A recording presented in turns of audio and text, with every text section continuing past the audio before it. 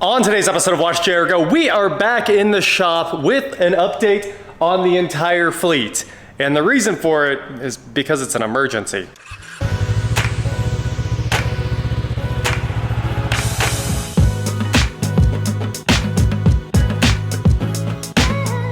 What is going on, guys? I'm WatchJRGo, and today, like I said, we are back in the shop and we're going to talk about all the cars. But first, I'm going to tell you why we're talking about all the cars. And the reason is because I can't really work on anything. So we went to the PGA Open on Sunday. We go there every year, and this time we weren't under one of the normal tents. We were at like the one at the very end of the green. And normally we have shade because we're under a tent. But this time we did not have any shade, and I sat outside all day long and I was like, yeah, it's hot, but I'm not burning. It turns out I was burning. I don't know what the degrees are for sunburns, but I'm pretty sure we burnt the muscle under my skin here. So I've got shorts on because it's painful to put on pants, but I want to show you guys the tan line. Look at that. And it's such extreme pain from the skin shrinking, I think, that I can't really walk. Like anytime you lean forward for some reason, it's just screaming pain all the time. Putting aloe on it is like the most painful thing in the world. It literally feels like it's completely on fire. I know I probably should have gone to the hospital for this. It's that bad. Putting on jeans, I went and mowed the yards earlier, and that was just extreme pain. And if you sit down, it like readjusts, and 10 minutes later, standing up, the pain is like so extreme that I have to like double over and wait for a second. So it's really, really, really bad. It was too much sun. But with that said, let's talk about some cars and what's going and what's staying. So first of all, the Mini Cooper Coupe S. This is waiting on a windshield, the back window here, not a windshield. That was ordered and we're still waiting on it to show up. Normally it would have showed up in like 2 or 3 days, but the glass shop has not called back yet to say that this is in stock. And they quoted it at like $300. I have a feeling that this glass is actually impossible to get and they're gonna come back closer to $1,000. But that's all we need for that. We did get a second ECU for it, so hopefully if the glass shows up, this car is ready to go. The John Cooper Works Mini Cooper S up there, that is the next big project. We have 2 transmissions for that car. One of them's right there. I think that's the one that's going in it. And we have clutches, so we can pick what the best clutch is out of the 3 that are sitting here. We absolutely have everything we need to finish that car, and I kind of planned on doing it this week until I took myself out of commission by being an idiot. So you will see the John Cooper Works Mini going under the knife next. We're gonna drop the subframe out, get the transmission swapped out, and put it back together. We've got all the bikes out here. We've got the walker here since we just did a bunch of episodes on mowers.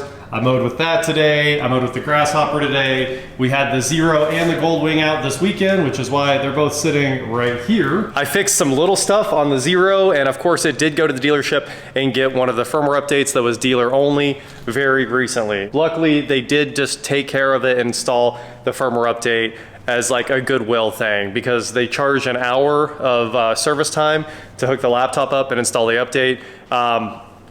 Personally, I'm not saying anything. My dealer took care of me, obviously. But that should not be allowed. There should not be any dealer-only firmware updates. I would understand if there was like a USB port and you could flash it that way. Via the app would be fine. Via an OBD2 interface you could buy would be fine. But there should not be any dealer-only updates that you're basically forced to install to make the message go away out of the app. But that said, I love the Zero to death. We have put, I think, close to 300 miles on it now. And I love riding. It's actually really fun. The Goldwing, of course, has been here since it was new, 0 miles back in 2019. I bought this from J. Hatfield Honda and the Zero as well. And this thing is it's just so good. The Goldwing is incredible, and I kind of think it might stick around forever because I absolutely love riding it. I have another motorcycle you guys will see shortly. And honestly, we would go see it right now. I'd make a video about that if I felt like walking a lot, but unfortunately, that's gonna have to hold on for another day. But the other motorcycle is very cool, and we were just at the place where it was, and if you were eagle-eyed, you might have seen it in the background. My 496 big block Camaro is going away. I know. I've said for a long time that I was gonna sell it for a C8. I did not sell it for a C8, but I did sell it, and we're kind of planning on what will replace it. As you guys know, I have another 67 Camaro kind of like this one. It's not pretty like this one yet, but it's the exact same spec. It's black with the parchment interior, the black parchment, like you can see the seats with the white stripes in the background. It was also a black car, and it's going to be getting the white rally stripes to match, and we're gonna be ordering these same wheels from Wheel Antique to make sure that car matches exactly. This was always my dream Camaro, but I was like, you know what, it's really time to build the other one. So this one is headed out, and the other one is headed over pretty soon. This one was always great to drive, but it's actually, there's a deposit on it, and it will be delivered tomorrow, and that will be the last time we see it in the background of the videos, even though it's absolutely beautiful. I love having it in the background of the videos. 496 big block, 500 at the tire, bare brakes, Wheel Antique wheels, Nitto tires, vintage air conditioning, fast XFI fuel injection, Aeromotive A1000 fuel pump, pumping that big thick ethanol into the fuel system. This car has always been incredible. My other Camaro that's gonna be a clone of this is actually gonna be slower as well. It's the one that we have an LS2 in with Power Glide. We're probably gonna switch up the transmission. I haven't decided what we're doing on that yet, but my brother did destroy the Power Glide, so I might as well just switch it. That's kind of where I'm at on that. And of course, up there on that pallet is everything to rebuild this exact same car, all brand new. Now outside the shop, it's looking a little bit crazy, but we have this 99 C5 that we were going to part out, but it runs and drives perfectly. So we're kind of thinking about just selling that one. I don't really want to do anything else with it, and because it needs paint, obviously, and paint is not something we do here on this channel. So I'd rather just get our money back out of that car and get it out of here. Riley's old Lincoln LS here. We are working on that next. That was the other plan for the day. The Camaro was gonna come off the lift and this was gonna go on, but it is next. So we have a lot of plans coming up for the Lincoln LS, and I can't wait to get started on those. It might have been completely fixed by the end of the day, but didn't happen. My 2022 Ford F-250 Limited is the truck that it has been from the beginning. It's working perfectly. There's really nothing to talk about right now. I gotta go get a trailer with it and move the Camaro. And it hauls everything around and took us to the lake last weekend. We'll talk about the lake house here in a minute too, because people want an update on that. This is another car we bought for the salvage yard here, this Fusion hybrid titanium, and we should really just part it out, but at the same time, it's another one I kind of just want to let go at the moment. The Volvo S60 is fixed, but there are a couple tiny little things to do. The main thing is the hood padding fell off and it needs new clips. So what we're gonna do today is head to the Volvo dealership right now and return the chrome strip that they said I could return back here on the trunk. So obviously we were able to reuse our factory chrome piece when we replaced all the electronics back here and got the trunk working. So they said I can bring back the other one, and we're gonna get our money back. This one does look like it's holding up on that new adhesive there, so that's good news. My 2017 Chevy Volt Premier Gen 2 is of course my daily driver, and we've been putting a lot of miles on this thing lately. And as always, it's been amazing. Comma is great. You know, all you have to do is hop in, set cruise, and it will just drive for you. So it drove us to Oklahoma City the other day, and I'd be heading back to Tulsa and Kansas City, like a lot of upcoming road trips. We just hop in this thing, set the cruise, throw the magic box on, put a TV show on the screen. It's like the greatest car to drive. Absolutely love it. Since we're out here, let's talk about this dump truck I made the mistake of paying $1,000 for recently, and the engine is 100% seized up. So we brought this home thinking we were gonna just get the engine freed up, and then we found out that the engine was completely full of water because the radiator was full of water. And I actually got the rest of the story on the dump truck. My neighbors, where it sat in their yard for like 30 years, told me there was a roofing company that came to their house and they offered to take a bunch of money off the roof if they could have the dump truck. So they went out there and tried to get it running and just gave up after half a day or something like that.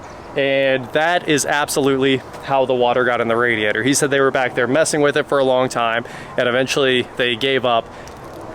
That's it, you know? It probably did run fine last time, and then people that don't know what they're doing get their hands on stuff, put water in a radiator, and that's it. Thanos snapped it out of existence. I've been trying to find another 283 or whatever that inline six is, really any GM inline six to just drop back in it, and they're hard to find. Can you guys believe that? They're very hard to find. There's like 3 at salvage yards on Carpart, and none of them are anywhere near here. And I'm not gonna ship this engine. It's not even worth it. So Until I find one that's close, that thing's just kind of hanging out. The grasshopper mower is absolutely awesome. I used it to mow the entire field behind the house earlier today. Everything that was like super rough to mow, it just rocked out. I don't want to send my walker through all that, so we use the grasshopper. It works out great. My old Clark forklift is over here putting in work. You guys remember I paid $1,000 for this, and it's still like the best $1,000 I've ever spent in my life. Absolutely love this forklift. It makes all the magic happen around here, including pulling this thing in and out. So when we need to, we just hook a strap on the front of the Land Rover. We can get it out of here easily, and the Land Rover hopefully is back soon after we get a couple other projects out of the shop. I know everybody wants to see this thing because it's absolutely perfect inside. So it's on the short list, the old LR4 HSE here. It's so nice. And I still need to get the air suspension to air up. And a lot of people have ideas of tricks, but nobody has really solved it. I really don't think there is a way to make the air suspension work until the engine runs, which is unfortunate. I do have this Touareg that we're never really gonna talk about because it was just for the salvage yard. I think it was $300 and it's half torn apart. The axles, CVs, everything's been pulled out of that. So there's not much left in that car at all. Basically just bought it for the Kessie, the key, and a few other little things, the immobilizer stuff. After that, we'll probably just go ahead and crush this thing because there's really nothing left after my friend parted it out to fix his Cayenne. Now back to the C5 Corvettes. Yes, I do have another one of those. You guys have seen the old man spec one I have, white tan top with like 20s on it. That car is hilarious and it is still here. We sold the front end off of it, but I still have the entire drivetrain and all the parts really. So that Corvette will probably be getting parted out, which was always the plan from the beginning for those two Corvettes. Here in the garage, here in my garage, we have the 65 Ford F100 sitting here on the battery tender right now, ready to rock and roll after we fixed the fuel system earlier this year. And of course, the Maserati Gran Turismo is still here. I don't know how much longer that's still gonna be here. I really, really want to get rid of this and get another McLaren, but it's also so cheap that it doesn't quite make sense to get rid of, even to go buy a McLaren, right? So soon we'll have another McLaren back on the channel. I just don't know whether the Maserati is staying or going.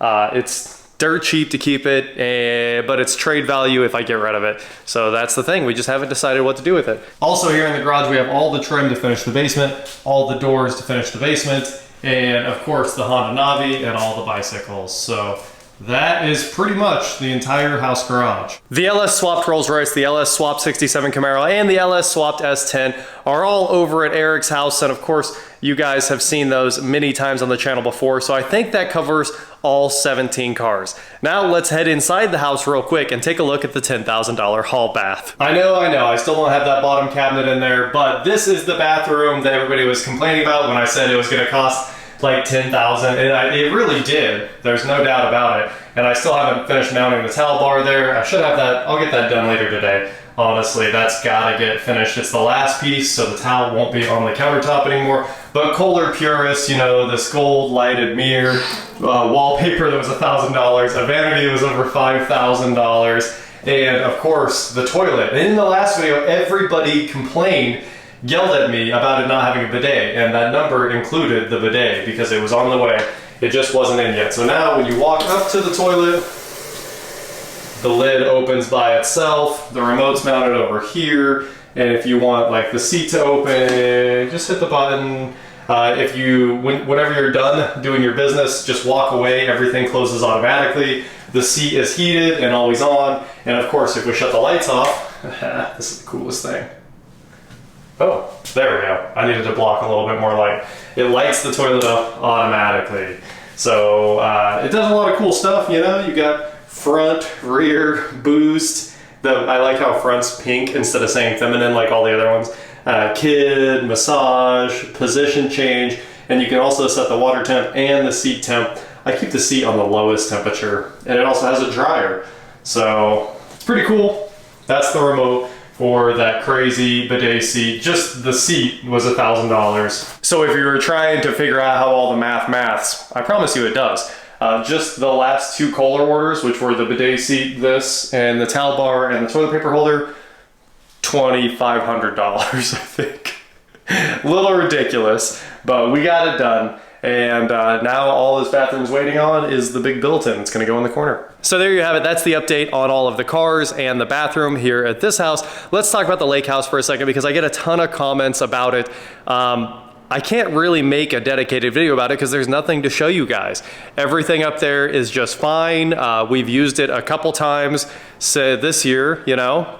What else am I supposed to do with it? The boat's up there. The boat is going to get sold as well. It's been for sale for a long time, but now everything is just blowing up. The ads about it finally are blowing up because apparently it just became lake season this week, I guess.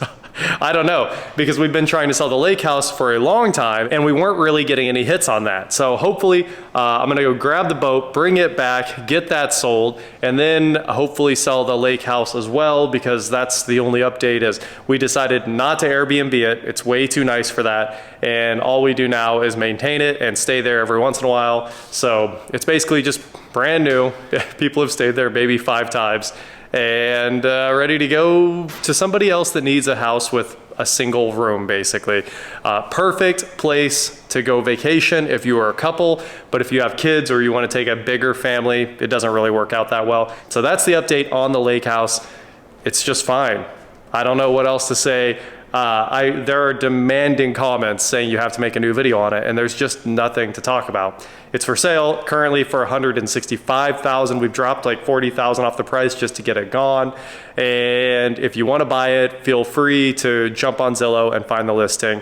It's pretty easy to find. It's on Grand Lake. It looks like we're gonna finish the Volvo and get the Lincoln out in the next video because Volvo parts just closed. So that is it for today, guys. Thank you so much for watching. Don't forget to head on over to shop WatchJRGo.com for cool shirts, not like this. And please like, share, subscribe, do whatever you wanna do, and I will talk to you next time. I thought I had more time in the day, but apparently my purple legs are taking most of the day. I think it's gonna take a full week just to be able to walk properly again.